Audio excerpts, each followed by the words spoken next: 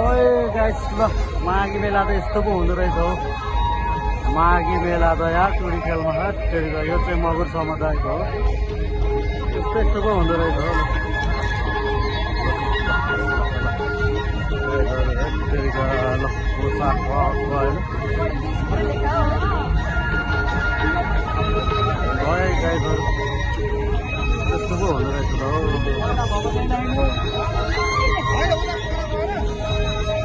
माघी मेला त टुरी खेलमा ल आउनुहोस् है हजुरहरू पनि टक्क भिजिट गर्नलाई।